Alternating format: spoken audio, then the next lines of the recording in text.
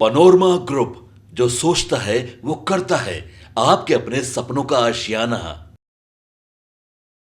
लोकसभा चुनाव का रिजल्ट जब आया था उसके बाद नए नए अध्यक्ष बने दिलीप जायसवाल से मीडिया ने जब सवाल किया था कि आखिर अब आगे आप लोग कैसे चलेंगे, क्या कैबिनेट का एक्सपेंशन होगा और इसके साथ साथ बोर्ड और निगम का गठन कब तक होगा। हमने आपको बताया था कि इसकी पूरी लिस्ट तैयार है और लिस्ट दिल्ली से पटना तक होती हुई आ रही है।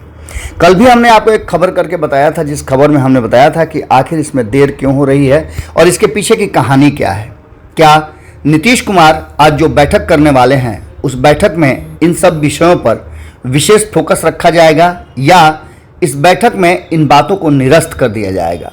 हमने आपको बताया था कि नीतीश कुमार ने अचानक से अपनी राज्य कार्यकारिणी की बैठक बुलाई है और इस बैठक में बहुत सारे फैसले होने हैं, जिसमें बोर्ड और निगम के पुनर्गठन की भी बात की जा रही है। लेकिन इससे पहले हम आपको बता दें कि जिस तरह से बोर्ड और निगम का एक्सपेंशन अचानक से रोक दिया गया और सारी लिस्ट बनने के बाद इक्का दुक्का करके किसी किसी को ज्वाइन कराया जा रहा था, लेकिन अचानक से इस पर विराम लग गया और इस विराम लगने के पीछे की कहानी बहुत सारी है।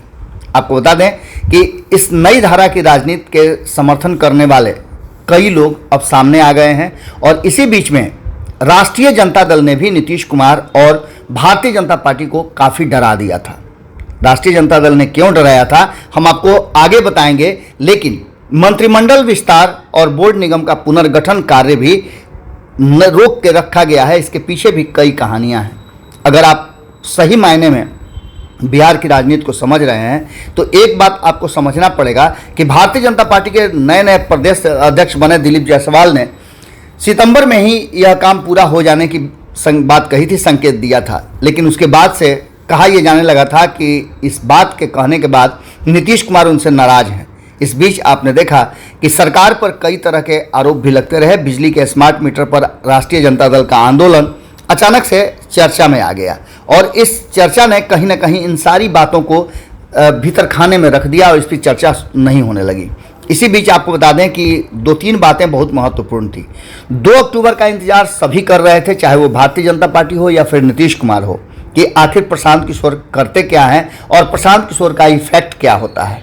आपको बता दें कि इन पूरी कहानी में कहीं ना कहीं प्रशांत किशोर ने जिस तरह से अपनी पार्टी का नाम घोषित किया और जिस तरह से अपने कार्यकारी अध्यक्ष बनाए, उसके बाद से एक बार फिर से सवाल खड़े हो गए हैं कि राजनीतिक दलों के लिए ये कितना नफ़ा और नुकसान का बात हो सकता है। और कहीं ना कहीं प्रशांत किशोर ने बिहार की राजनीति में अपनी एंट्री तो मार दी है। लगातार मंथन का दौर जारी है और इस नई धारा की राजनीति के लिए मनोज भारती का चयन कितना प्रभावशाली होगा और इसके क्या करिश्मा होंगे, क्या एक्शन होगा, ये देखना अभी बाकी है। आपको बता दें कि कागज पर नहीं बल्कि जमीन पर प्रशांत किशोर ने सबको अचानक से बोल्ड किया है।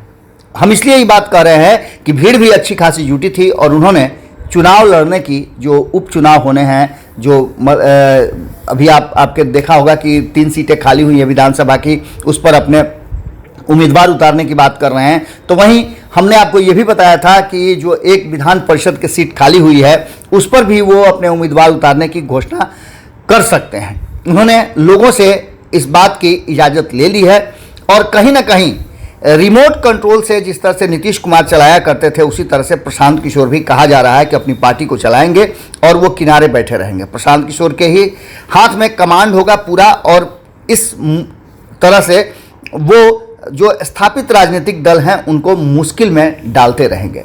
बिहार में मंत्रिमंडल विस्तार होना है, इस बात को लेकर के चर्चाएं कई बार हो चुकी हैं। हालांकि मंत्रिमंडल का विस्तार तो केंद्र में भी होना है और नीतीश कुमार इस पेज को फंसाए हुए हैं, ये भी बात कहा जा रहा है।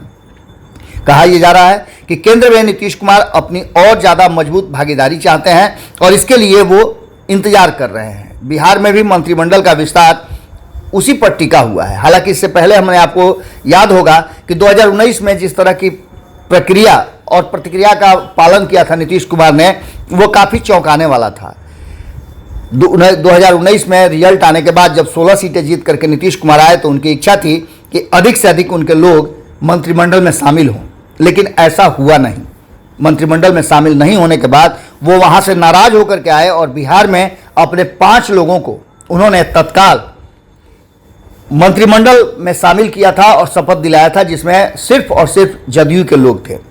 इस बात को लेकर के कहा जा रहा था कि ये नीतीश कुमार का विशेषाधिकार है, जैसे प्रधानमंत्री नरेंद्र मोदी ने कहा था 2019 में कि ये उनका विशेषाधिकार है कि उनके मंत्रिमंडल में कौन रहेगा और कौन नहीं। इन सारी बातों को लेकर के एक तरफ जहां मंत्रिमंडल विस्तार को लेकर के प्रदेश भाजपा के अध्यक्ष जो दिलीप जायसवाल हैं उन्होंने अपनी बात रखी थी, उसके बाद से बोर्ड निगम के रिक्त पदों को भरने के लिए भी सूची को अंतिम रूप दे दिया गया था, ये भी बात कही गई थी और सितंबर के आखिरी दिन तक इसको पूरा कर लेने की घोषणा भी की गई थी और उसकी उम्मीद जताई गई थी। लेकिन अभी तक उस दिशा में कुछ भी नजर नहीं आ रहा है। दरअसल नीतीश कुमार की प्राथमिकता कहा जा रहा है कि अगर देखा जाए व्यवहारिक रूप में तो वो इसको बाढ़, झारखंड विधानसभा चुनाव और अन्य बातों को रखते हैं, लेकिन इन सब के बाद केंद्र के द्वारा बिहार को जो बाढ़ राहत के लिए 655 करोड़ रुपए जारी करने की बात की गई है, उसको लेकर के झारखंड में टिकट के बंटवारा को लेकर के और सरजू राय के सीट पर जिस तरह से अचानक से विवाद पैदा हो गया है, उसको लेकर के भी कहीं ना कहीं नीतीश कुमार भारतीय जनता पार्टी का स्क्रू टाइट रखना चाहते हैं। एक तरफ जहां प्रशांत किशोर फैक्टर को भी सामने रखा गया है, वहीं दूसरी तरफ कहा यह जा रहा है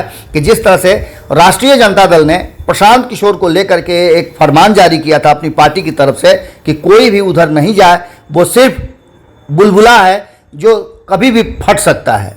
वास्तविकता राष्ट्रीय जनता दल है जो जमीन पर काम करती है, लेकिन प्रशांत किशोर ने जमीन पर काम करने और लोगों को हिप्नोटाइज करने का, जैसा कि हम पहले से आपको बता रहे हैं, कि काम शुरू कर दिया है। लोग हिप्नोटाइज हो भी रहे हैं और देखा होगा आपने, भीड़ जिस तरह की जुटी थी वो साफ बता रही थी कि प्रशांत किशोर जमीन पर काम करने के लिए और जमीन पर काम कर चुके हैं। इस बीच आपको बता दें कि बिहार में बोर्ड और निगम के साथ साथ 20 सूत्री आयोग का पुनर्गठन होना है।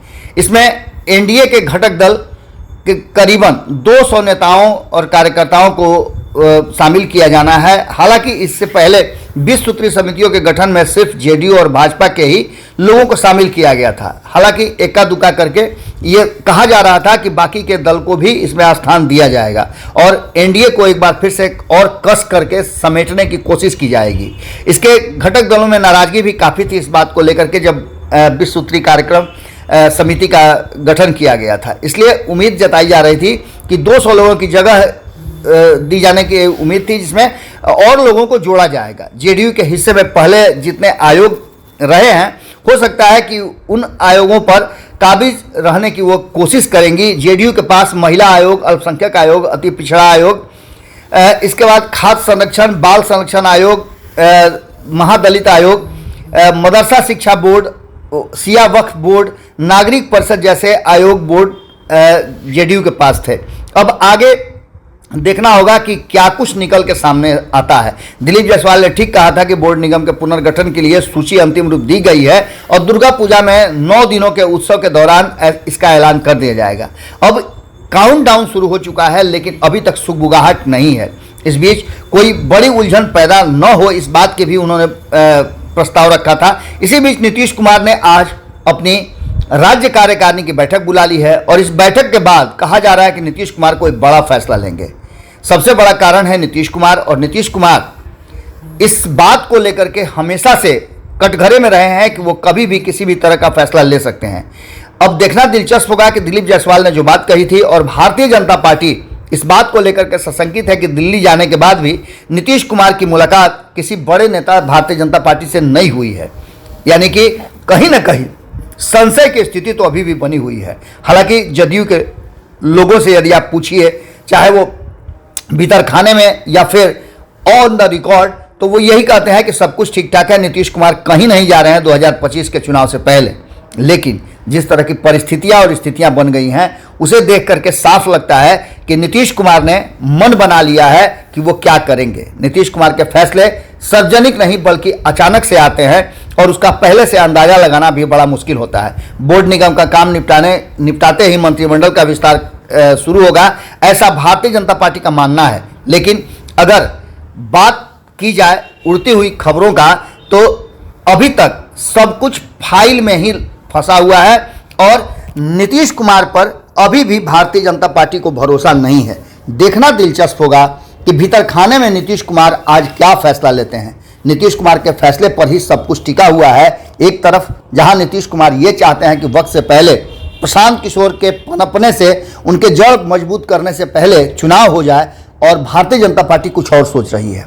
दूसरी तरफ नीतीश कुमार को भी ऐसा लगने लगा है राष्ट्रीय जनता दल की तरह कि प्रशांत किशोर राष्ट्रीय जनता दल और जनता दल यूनाइटेड पर हमलावर है, न कि भारतीय जनता पार्टी पर। ऐसी स्थिति में आप समझ सकते हैं कि नीतीश का ये सोचना, जैसा कि हम पहले आपको कई बार बता चुके हैं कि लालू और नीतीश दोनों को उखाड़ फेंकने की कहीं ये भारतीय जनता पार्टी की साजिश तो नहीं है।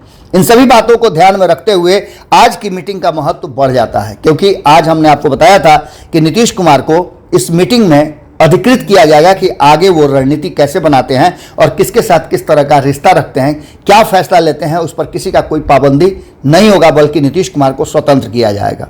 जुड़े रहिएगा भारत लाइव के साथ। लगातार हम बिहार की हर छोटी बड़ी घटना पर नजर बनाए हुए हैं। आज की मीटिंग के बाद क्या कुछ निकल के सामने आता है, हम फिर आपसे जुड़ते हैं। बहुत बहुत धन्यवाद। पनोरमा ग्रुप, जो सोचता है वो करता है।